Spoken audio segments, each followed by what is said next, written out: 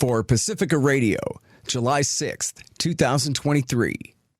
I'm Scott Horton. This is Anti-War Radio.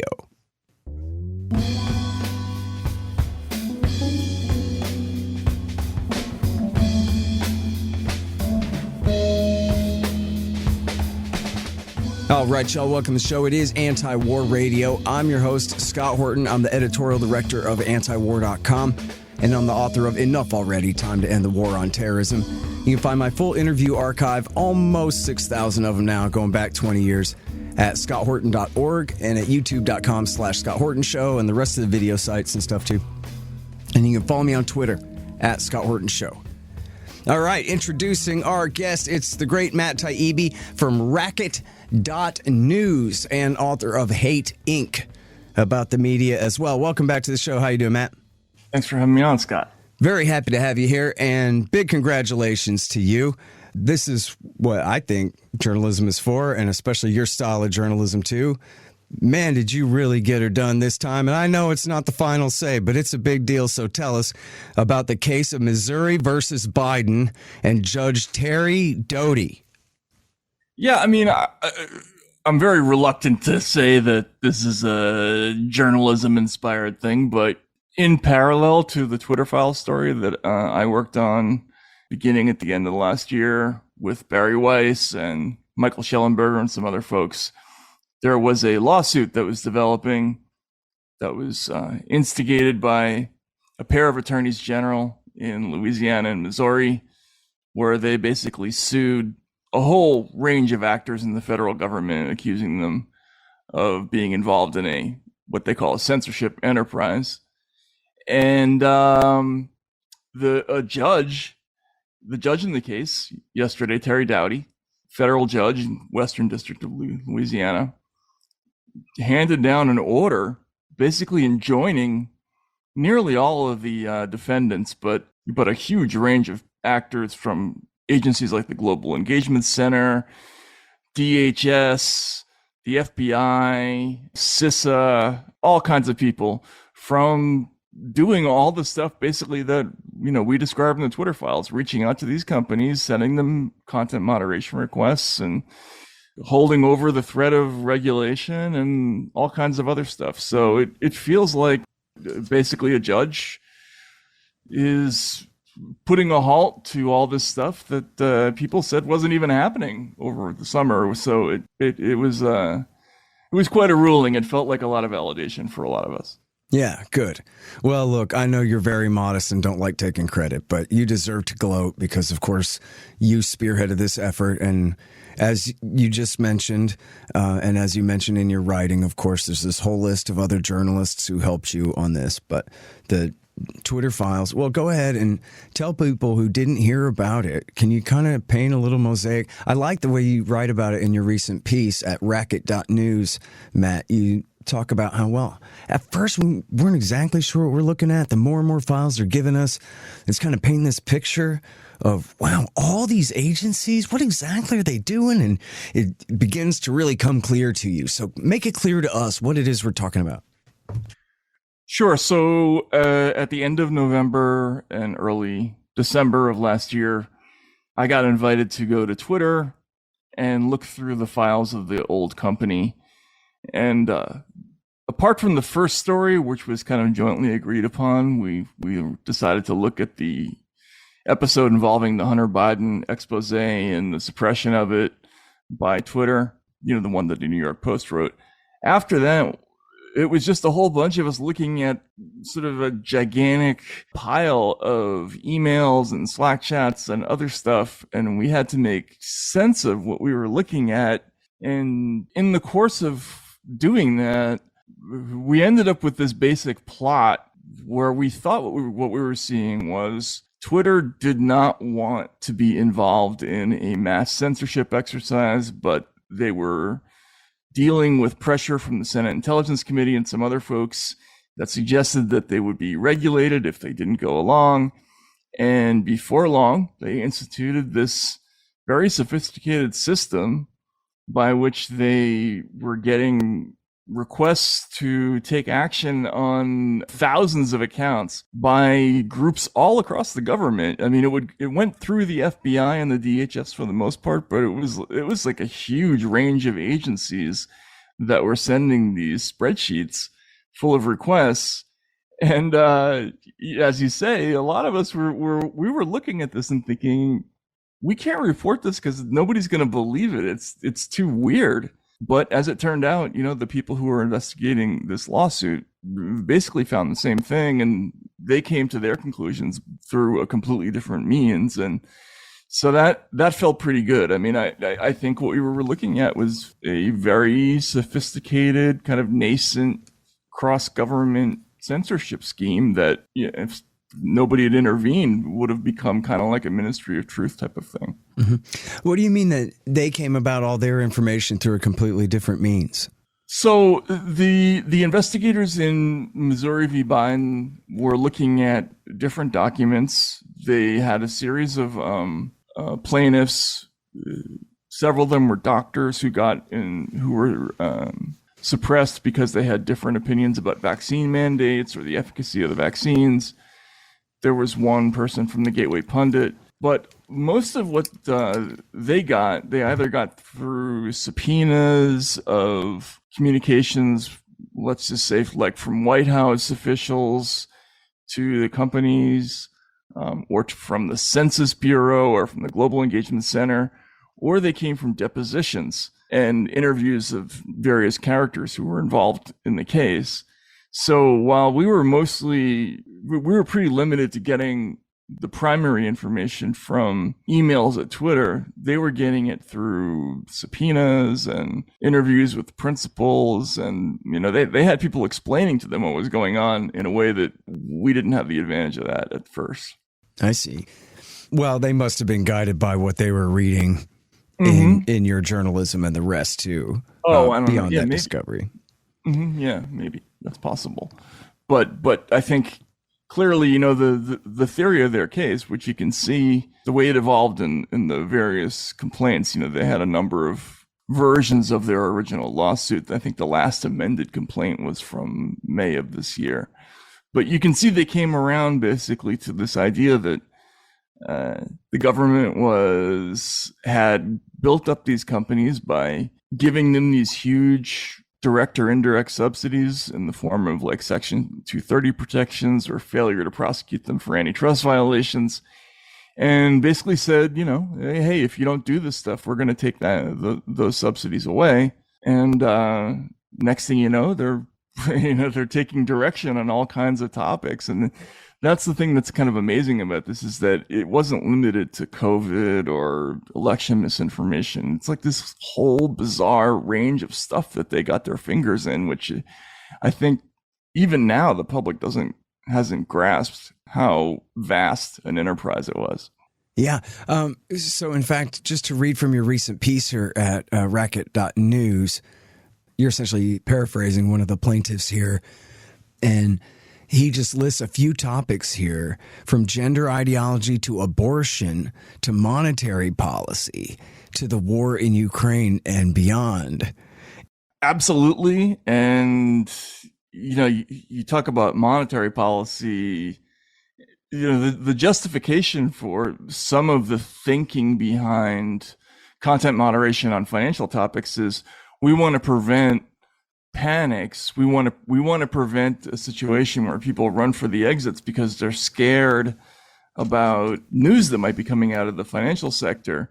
Well, that's a recipe for disaster. If they're going to be shielded from bad news that might lead them to disinvest, what kind of a market do you have in that case? And in the case of the Ukraine thing, one of the things that we found, the Ukrainian Secret Services sent the American government a list of figures that they felt needed to be taken off the internet. And one of them was Aaron Mate. They just sent the FBI a list, and the FBI forwarded this to Twitter. Now, Twitter didn't take action, but that tells you a lot about how the FBI perceives its role in all of this. And that is just amazing. And in fact, I'm really glad you brought that up, because I wasn't able to arrange an interview with him on that crucial topic. But I wanted to make sure somebody touched that base on here at some point. The FBI, you say, Matt Taibbi, they took that request from the government in Kiev and they passed it on to Twitter. This is a list of people we want kicked off of Twitter, including this Canadian journalist. Yeah, the first time we saw those communications, I actually thought we misread them at first. I thought at first the FBI was saying to Twitter, hey, they wanted this, but feel free to not do it or something along those lines. But they weren't. They were sending it in earnest. They were like, we're forwarding these requests. And then, the list that they gave them was a huge, long spreadsheet of actors, which included, by the way, some pretty anodyne Russian voices, just odd stuff. And I think what you see with all these censorship schemes is that once they get rolling, they just get in this groove where they want to add more and more names, and that's not a good thing. Yeah. All right. So let's talk about, first of all, the workaround, as you've already sort of described it here, and what the judge said about the workaround here. Because as I gather from all your great reporting, that what we have, as you said, they had these carrots and sticks. Gee, it'd be a shame if we had to keep hauling you up before Congress and just even threatening your stock price there. It'd be a shame if we had to open antitrust investigations into your business, or, hey, I'm sure you really enjoy this section, this and that protection that you're getting now, as they do. And then they have all these, all the evil Mr. Burnses in the government rubbing their hands together and saying, oh, here's what we'll do. We'll just, have cut out companies do all this work for us. We'll get Stanford University somehow to take the lead, and all of these groups. And I think you guys did this thing of like the dirty 50 of these things. I mean, there's an endless list of these NGOs and university groups and whatever. But then the idea is the government can get away with violating the Bill of Rights because it's not them doing it. It's these private organizations. And as you even describe them, they're sending requests. And so even if they're threatening Twitter that's a nice headquarters you have there, it'd be a shame if it burnt down kind of thing, at the same time, they're still just asking nicely. And so is that the same thing as violating Congress shall make no law? And so then did I characterize that sort of right? And then what does the judge say about that, Matt Taibbi? Well, he's pretty negative about it. I mean, he goes through a long list of citations of cases talking about the government is basically barred from what they call significant encouragement. Like, there's one case, the Lee versus the Macon County Board of Education. I'll just read one of the lines from it.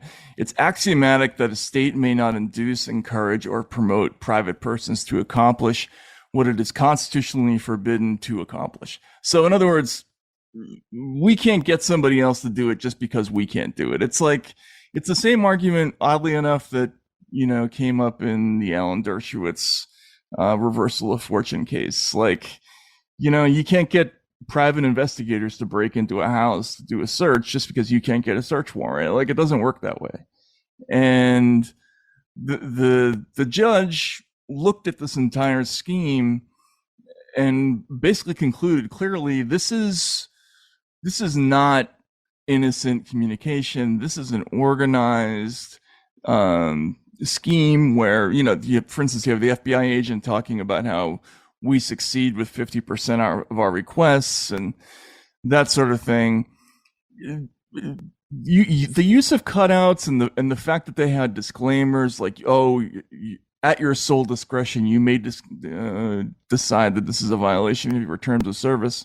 That's not good enough. I mean, I think that was one of the things that we found with the Twitter files. Is we published this stuff. We didn't even have to say it was a violation of the First Amendment. Ordinary people looked at it and they said, we don't like that. We think that sucks. And now here's the judge saying, well, you think that for a reason because it's illegal. And there's obviously going to be a fight about it, but I agree with him. So sorry, hang on just one second. Hey, y'all, Scott Horton here for Tennessee Hot Sauce Company. Man, this stuff is so good. They got all different flavors. Garlic habanero, honey habanero, pineapple habanero, poblano jalapeno, and the blood orange ghost. They're all so good, I swear. And for a limited time, Tennessee Hot Sauce Company is featuring official Scott Horton Hotter Than the Sun thermonuclear hot sauce. It's full of Carolina Reapers, scorpion peppers, Dr. Pepper, hydrogen isotopes, and all kinds of things that'll burn your tongue clean off. Seriously, it's really good. Get yourself a hot sauce subscription. Spend $40 or more and use promo code SCOTT to get a free bottle of Hotter Than the Sun hot sauce. That's tnhotsauceco.com. Hey, y'all got to check out these awesome busts of our hero, the great Ron Paul. They're made by the renowned sculptor Rick Casali. They're 13 inches tall, hand-painted bronze resin based on Casali's brilliant original. Y'all may have seen mine in the background on my bookshelf in some recent interviews. The thing is unbelievable. Check out this incredible piece of art at rickcasali.com/Ron Paul, and you'll see what I mean. Use promo code Horton and you'll save $25, and this show will get a little kickback too.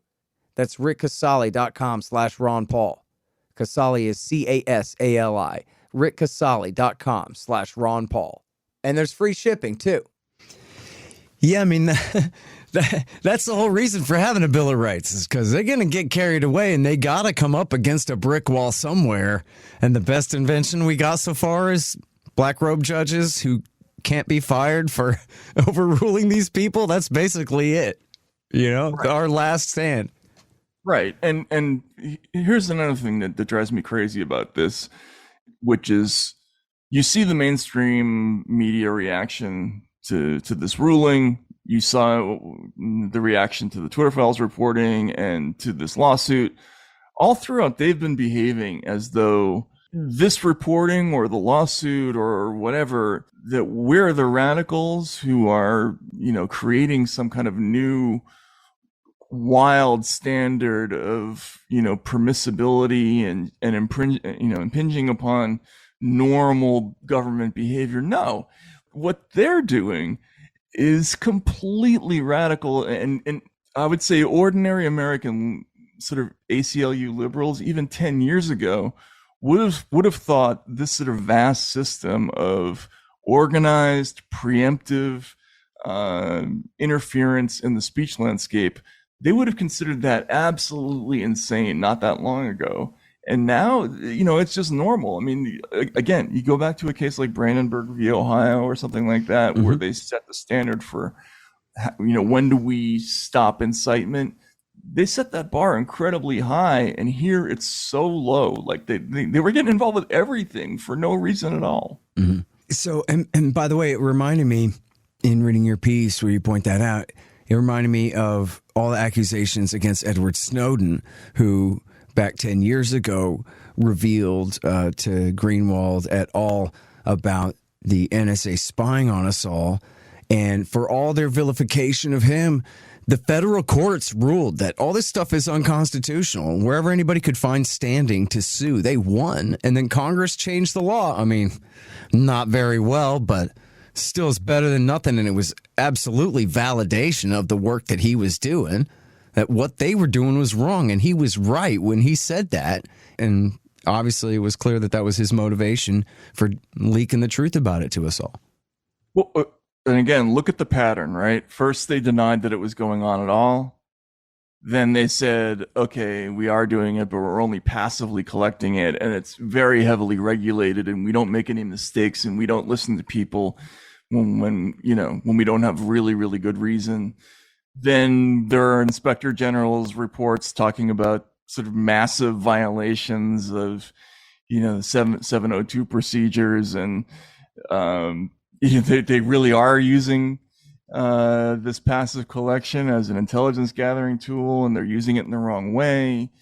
And when it gets in front of judges strike it down the same way they struck down things like the watch list and all this other misbehavior.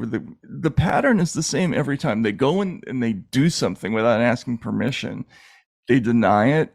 Then when they get caught, it goes to the courts, and hopefully, the courts strike it down. But I think this is the same kind of thing. I think it's very apt that you mentioned that, because this is similar. Yeah. So now, if you could please talk more about the true content, where I'm interested, I guess, especially in the examples of vaccine injuries and these other things, where they explicitly say in their messages, I guess the government messages or the NGO messages to Twitter, that, look, this stuff is true, but we do not like the anticipated effect that it will have in the public conversation. That's why we want you to delete it. But factually true claims, specific claims that people are making that they admit are true, how much of that is going on in there? How much? I mean, enough that they had to give a name for it in a department. I mean, they had a subcommittee at the Department of Homeland Security called the MDM subcommittee, which is misinformation, disinformation, and malinformation. Uh-huh. Malinformation is just true information that is narratively inconvenient or produces an outcome that they think is adverse. So, for instance, in this case, there were emails that were produced where a White House official was expressing, frustration to Facebook that they weren't doing enough to remove bad information from search procedures. And Facebook responds by saying, "Don't worry, we're already reducing the virality of, quote, often true content that might produce vaccine hesitancy." And this shows a couple of things. Number one, it shows that Facebook views the government as something that has to report to, right? Like the whole tenor of these communications is sort of master canine, right? Like the platforms are constantly sort of reporting on what they're doing and asking if that's enough. But the second thing is they're saying, yeah, we'll take down even the true stuff, even the stuff that doesn't violate our policies. We'll de-amplify it if it makes you happy, because they're trying to produce a certain narrative outcome. And this is constant, a thing that's like a through line in the whole narrative about digital censorship, which is that they're looking at narrative as opposed to fact. Fact is increasingly irrelevant to these folks. What they're interested in is the political reaction of the readers, and that's what's dangerous. Mm-hmm. I just saw a tweet this morning from a guy quoting the New York Times, and they say outright here that the judge, who was appointed by Trump, expressed little skepticism about debunked claims from vaccine skeptics. In one previous case, Judge Doty accepted as fact the claim that, quote, COVID-19 vaccines do not prevent transmission of the disease, which, of course, is completely true.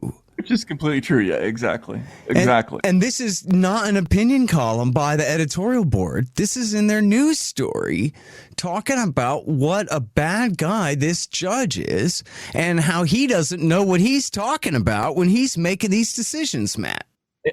I know. And again, there's two things about that are crazy. Number one, they're making a mistake and not realizing that they themselves are promoting disinformation when they do it.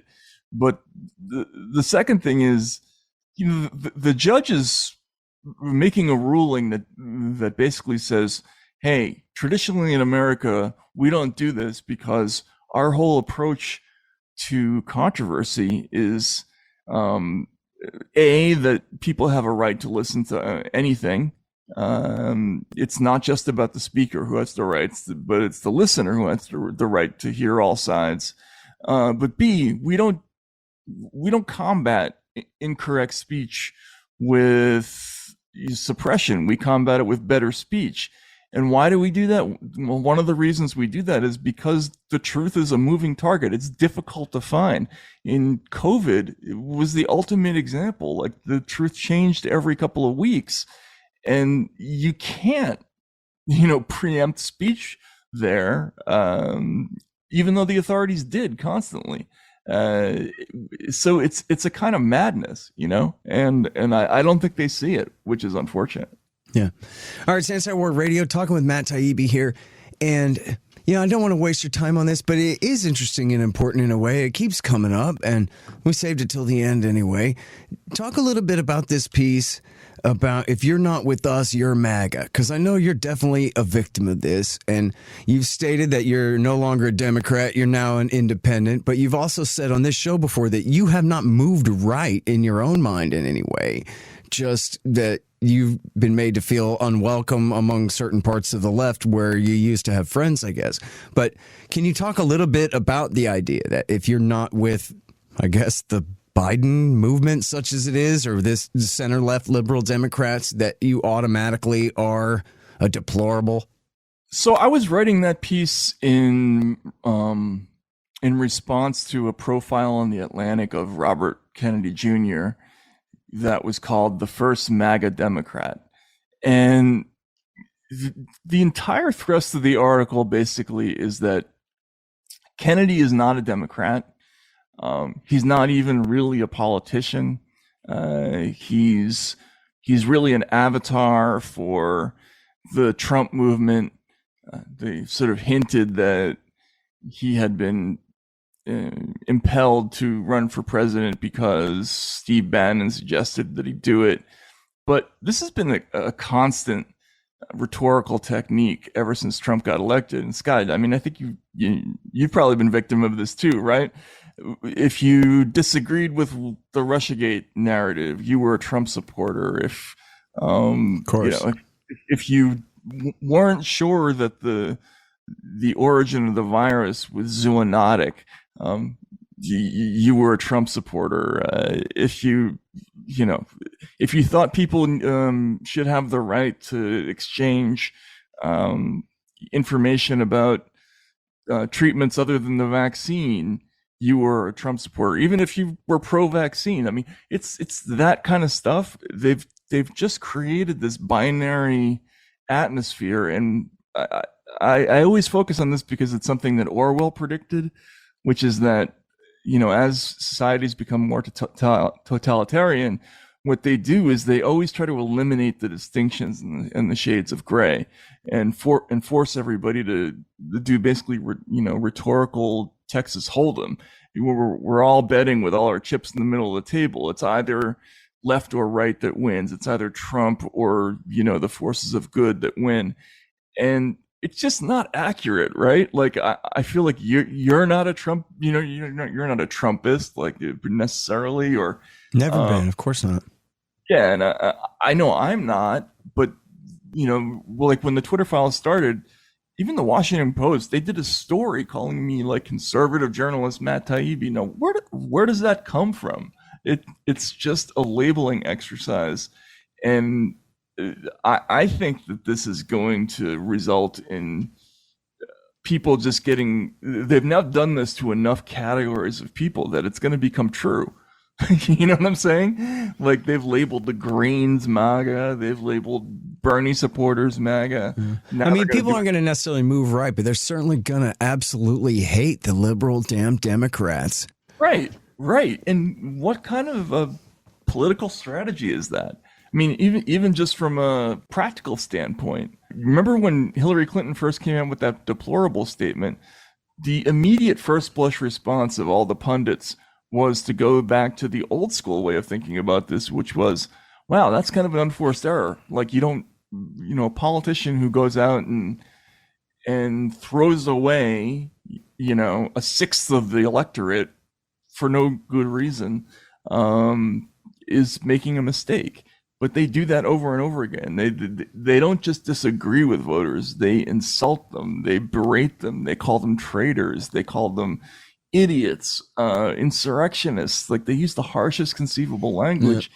Yeah. And it's so infuriating. Well, and in the most unbelievable ways. I mean, one of the clues to Russiagate being a big fake hoax was that you had a bunch of great journalists on the left, like yourself and Glenn Greenwald and Michael Tracy and Robert Perry and Ray McGovern, and of course Aaron Mate, and all these left-wing journalists who are just saying, look, by definition, we're not Trump guys. I know you had written a book, Insane Clown President, about this guy. And yeah, I mean, Ray McGovern says he's been the worst president America's ever had, worse than Nixon, worse than anyone. And he still debunked Russiagate all day, every day for 3.5 years. He couldn't help it. It wasn't true. And so the idea that he had moved to the right or somehow was a Donald Trump guy just because he was debunking the CIA and FBI's lies about him was completely ridiculous. Doesn't follow at all. No, and the only reason they do it is because it's a it's a social pressure technique. You do not want to be cast out of the garden of the accepted or whatever it is, right? Yeah. And I think a lot of younger journalists, I know this happened. They looked at what the kind of treatment that especially Glenn got. Glenn got this worse than me. Like, they had feature stories in the New Yorker. Remember the one? Yeah. The bane of their resistance that kind of portrayed him as nuts because he wouldn't go along with this, and suggested that it was because he was racist and hated women. And, who wants to go through that? Like, not everybody, especially if you're starting your career, you don't want to deal with that stuff. Yeah. And it works, but it comes at a huge cost, which is, I think you lose the public if they see that you're tailoring the way you report things because you want to keep your job, you want to keep your friends. Like, that's not a place you want to be. Yep. All right. Well, I'm so sorry that we're out of time, but I really appreciate your time again on the show, Matt. Been great. Thanks so much, Scott. Appreciate it. Have a good one. Aren't you guys? That's the great Matt Taibbi. He's at racket.news, and that's it for Anti-War Radio for today. I'm Scott Horton. Find the full archive at scotthorton.org, and I'm here every Thursday from 2:30 to 3 on KPFK 90.7 FM in LA. See you next week.